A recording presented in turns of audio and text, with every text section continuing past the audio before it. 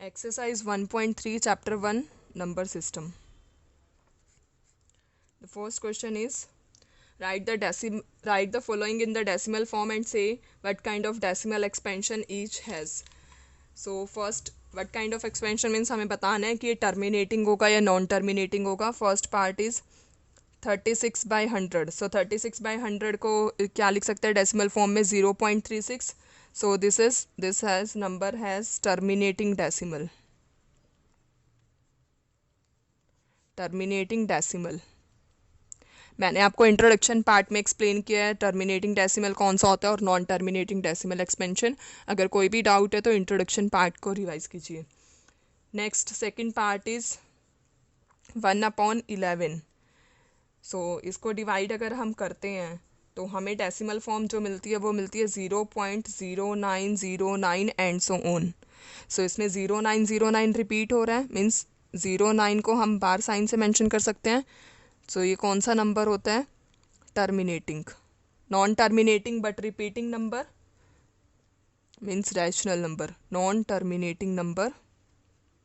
So this has non terminating decimal expansion. Third part is 4:1/8. 4:1/8 को हम लिख सकते हैं 33/8. सो इसको जब हम डिवाइड करते हैं तो हमें डेसिमल एक्सपेंशन जो मिलती है 4.125 मिलेगी. कंप्लीटली डिविजिबल है. That implies this is terminating decimal. Next fourth part is 3/13. अगर हम 3 को 13 से डिवाइड करते हैं सो जो हमें डेसिमल फॉर्म मिलती है वो मिलेगी 0.230769 और यही नंबर रिपीट होता जाएगा 230769 एंड सो ऑन. सो इसको हम लिख सकते हैं 0.230769 bar. So this is non terminating decimal.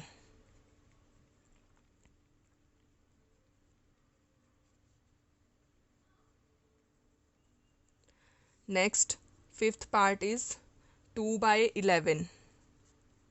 2/11 को हम डेसिमल फॉर्म में लिखेंगे तो उसकी डेसिमल फॉर्म जो बनती है वो है 0.1818 and so on. Simply divide करना है हमें इसको. 18 रिपीट हो रहा है तो 0.18 बार लिखेंगे. सो this is non terminating number.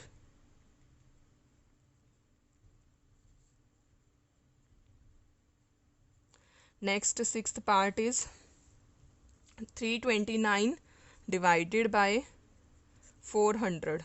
सो इसको अगर हम डिवाइड करते हैं तो हमें जो डेसिमल फॉर्म मिलती है वो है 0.8225. कंप्लीटली डिविजिबल है. That implies this is terminating decimal. Terminating decimal. So simply divide करना था. अगर कंप्लीटली डिविजिबल है तो terminating decimal, otherwise non terminating. Next second question is you know that 1/7 is equals to 0.142857. Can you predict what the decimal expansion of 2/7, 3/7, 4/7, 5/7 and 6/7 without actually doing long division. 1/7 की हमें decimal given है. Without actual division से हमें 2/7, 3/7 and so on ऐसे हमें find करना है. सो पहले मैं 2/7 को फाइंड कर रही हूँ. 2/7 can be written as 2 into 1/7. 1/7 की हमें डायरेक्टली वैल्यू गिवन है 0.142857 and so on. So simply इसको मल्टीप्लाई करने के बाद हमें क्या मिलता है 0.285714 एंड सो ऑन. हमने डिवीजन नहीं की, सिंपली वैल्यू पुट की है. Next 3/7. 3/7 can be written as 3 into 1/7, that is 3 into 0.142857 and so on. This is equals to 0.428571 and so on. Next is the 4/7. 4/7 can be written as 4 into 1/7. This is equals to 4 into 0.142857 and so on. This is equals to 0.571428 and so on. Next is the 5/7. 5 by 7 can be written as 5 into 1 by 7. This is equals to 5 into 0.142857 and so on. This is equals to 0.714285 and so on. Next is the 6 by 7. 6 by 7 can be written as 6 into 1 by 7. This is equals to 6 into 0.142857 and so on. So this is 0.857142 and so on.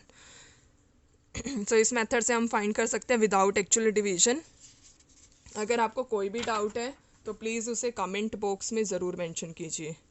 Next question. Next, third question is express the following in the form p by q where p and q are the integers. इस question को बड़े ध्यान से समझिए. First part is 0.6 bar. 6 bar means 6 digit जो है वो repeat हो रहा है डेसिमल के बाद. सो सबसे पहले हमें क्या करना है, that x is equal to 0.666. We write 0.6 bar as this. This is equation number 1. एक ही डिजिट के ऊपर बार है तो क्या कर सकते हैं, multiply both side by 10.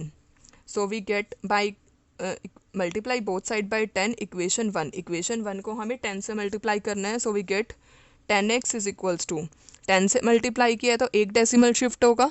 So this can be written as 6.666 and so on. This is equation number 2. Subtract first equation from second. So we get left hand side is 10x minus x and right hand side is 6.666 and so on minus 0.666 and so on. So here 10x minus x is the 9x and this is 6. So we get x is equals to 6 by 9 and we can write this as 2 by 3. Both are correct form. Next, second question is 0.47 bar. So first step is let x is equals to 0.4777 and so on. This is equation number 1. So multiply both side by, एक ही digit के ऊपर बार है तो 10 से multiply करना है, दो digit पर बार है तो 100 से, 3 पर है तो 1000 and so on. Multiply both side by 10 equation 1. So we get 10x is equals to decimal shift हो जाएगा तो 4.7777 and so on. This is equation number 2. Subtract first equation from the second equation. So we get 10x minus x is equals to, right hand side is 4.777 minus 0.4777 and so on. So 9x is equals to 4.3.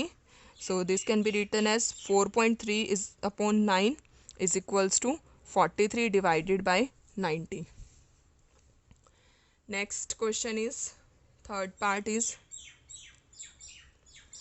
x 0.001. So first step is let x is equals to 0.001001. This is equation number 1. Multiply both side by 3 digits के ऊपर बार है तो multiply both side by 1000 equation 1. So 1000x is equals to 1.001001 and so on. This is equation number 2. Starting में हमें ये 0 mention करने की ज़रूरत नहीं है. So subtract first equation from the second equation.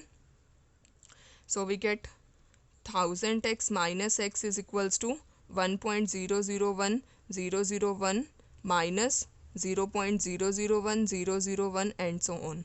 So here 999x is equals to 1. So x is equals to 1 by 999. Next question is, अगर आपको कोई भी डाउट है तो प्लीज़ उसे कमेंट बॉक्स में ज़रूर मेंशन कीजिए. Fourth question is express 0.99999 in the form p by q. Are you surprised by your answer? Discuss why the answer makes sense with teachers and classmates. So 0.999 can be written as, let x is equals to 0.999. This is equation number 1. इसमें 9 repeat हो रहा है means हमें 10 से ही multiply करना है. Multiply both side by 10 equation 1. So we get 10x is equals to 9.999. This is equation number 2. So subtract first equation from the second equation. We get 10x minus x is equals to 9.999 minus 0.999 and so on. So 10x minus x is the 9x and this is 9. So we get x is equals to 9 by 9. This is equals to 1. So जब हमने इसको p by q form में convert किया तो हमें result क्या बन रहा है? 1. Yes, we are surprised with our answer. So there is no gap between 1 and 0.999. We can write 0.999 as 1. So next question is fifth question. What can be the maximum number of digit in the recurring block of digit in the decimal expansion of 1 by 17? इसकी decimals expansion जब करेंगे हम तो maximum number of digits क्या आएंगे? जब हम 17 को डिवाइड करेंगे 1 से, सिंपल. सो हमें ये डिवीज़न मैं यहाँ शो नहीं कर रही हूँ, सिर्फ लिख रही हूँ यहाँ पर 0.0588235294117647. दोबारा से यही सीक्वेंस रिपीट हो जाएगी 0 5 8 8 and so on.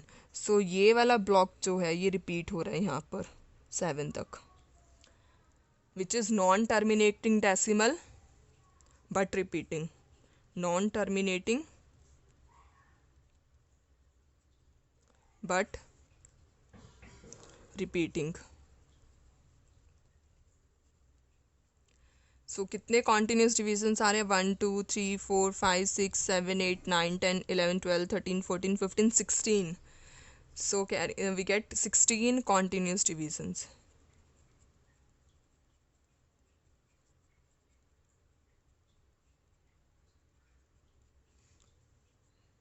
Next question is, look at the several examples of rational number in the form p by q and q is not equal to 0, where p and q are integers with no common factors other than 1 having decimal expansion terminating. Can you guess what property q must satisfy?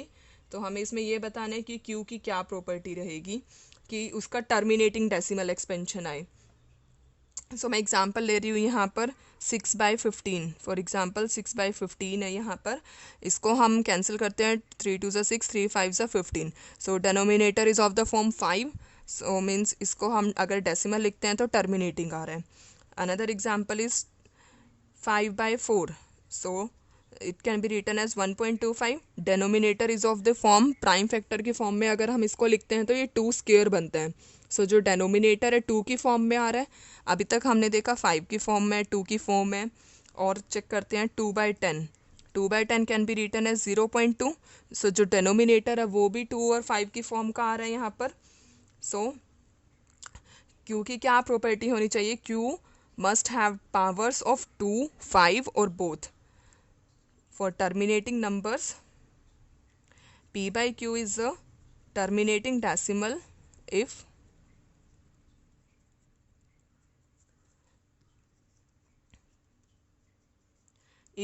q have powers of 2 5 और both. अगर denominator में power जो है 2, Q के prime factors जब हम बनाते हैं तो 2 फॉर्म में आना चाहिए, 5 फॉर्म में, या फिर दोनों भी होगी तो उसकी कौन सी डेसिमल होगी? टर्मिनेटिंग डेसिमल फॉर्म बनेगी उसमें. अगर आपको कोई भी डाउट है तो प्लीज़ उसे कमेंट बॉक्स में ज़रूर मेंशन कीजिए. Next question is 7th question is, write 3 numbers whose decimal expansion are non terminating non recurring. Non terminating भी होना चाहिए, नॉन रिकरिंग भी, तो आप कुछ भी नंबर्स लिख सकते हैं. नॉन रिपीटिंग है तो 0.578. 578 सीक्वेंस रिपीट नहीं होनी चाहिए. 5 and 6 लिख दिया, 5 7 3 and so on. So this is non terminating and non repeating. For example 12.857 and so on. 3 numbers लिखने हैं तो 5.687 यहाँ भी कोई सीक्वेंस रिपीट नहीं हो रही. This is 684 and this is 648 and so on. Next 8th question, find 3 different irrational numbers between the rational numbers 5/7 and 9/11. इन दोनों के बीच में हमें 3 इरेशनल नंबर्स लिखने हैं। सो सबसे पहले हम इनकी डेसिमल फॉर्म फाइंड कर रहे हैं।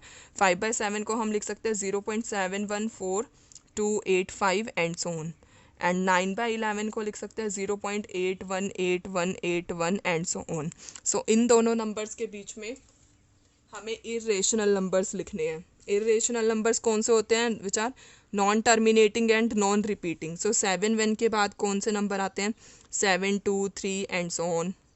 0.745 एंड सो ऑन। 8 से पहले लिखने और 7 के बाद लिखने हैं। 0.8043 and so on. So these are the irrational numbers between two rational numbers 5/7 and 9/11. Next, ninth question.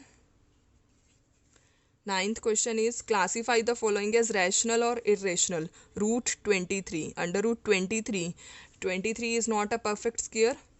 So अगर हम स्क्वायर रूट भी कैलकुलेट करते हैं 23 का, we will not get an integer value. So this is irrational number. Next is under root 2 to 5. 2 to 5 is a perfect square, which is the perfect square of 15. So this is rational number. Next is the 0.3796. This is terminating numbers. Terminating number कौन से number होते हैं? Rational number. Next is the 7.478478 and so on. So इसमें 478 sequence repeat हो रही है. That implies this is non-terminating number but repeating. Non-terminating but repeating. And non-terminating but repeating कौन से numbers होते हैं? Rational numbers. Next 1.101001000. सो इसमें कोई भी सीक्वेंस रिपीट नहीं हो रही. यहाँ 10 है, यहाँ 100, यहाँ 1000 है. सो this is non terminating and non repeating. Non terminating and non repeating. So this number is irrational number. अगर आपको कोई भी डाउट है तो प्लीज़ उसे कमेंट बॉक्स में ज़रूर मेंशन कीजिए.